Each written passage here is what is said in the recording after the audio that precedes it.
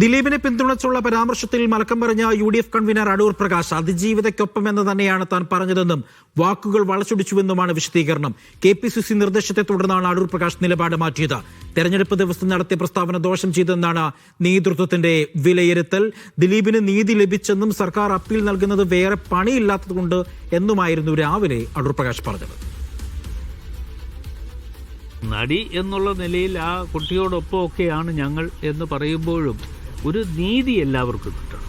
ഇപ്പോൾ ശ്രീ ദിലീപിനെ സംബന്ധിച്ചിടത്തോളം അദ്ദേഹത്തിന് നീതി ലഭ്യമായി എന്നുള്ളതാണ് എനിക്ക് പറയാനുള്ള ഒരു വ്യക്തിപരമായിട്ടുള്ള അഭിപ്രായം. സർക്കാർ അല്ലെങ്കിലും അപ്പീൽ പോകുമല്ലോ, സർക്കാരിൻ്റെ വേറെ ഒരു ജോലിയില്ലല്ലോ. ഇല്ല അങ്ങനെയൊന്നും പറഞ്ഞിട്ടില്ല. അതൊക്കെ നിങ്ങൾ വളച്ചൊടിച്ച് അങ്ങനെ കൊണ്ടുവരാൻ വേണ്ടി ശ്രമം നടത്തേണ്ട. അതിജീവിതയ്ക്ക് നീതി കിട്ടിയില്ല എന്ന് തന്നെയാണ് ഞാൻ ഇവിടെ പറഞ്ഞത്. അതിജീവിതയ്ക്കൊപ്പമാണ് എന്ന് തന്നെ ഞാൻ പറഞ്ഞിട്ടുണ്ട്. ആദ്യം രാവിലെ പറഞ്ഞ എൻ്റെ പ്രതികരണത്തിൽ ഞാനത് കൃത്യമായി പറഞ്ഞിട്ടുണ്ട്.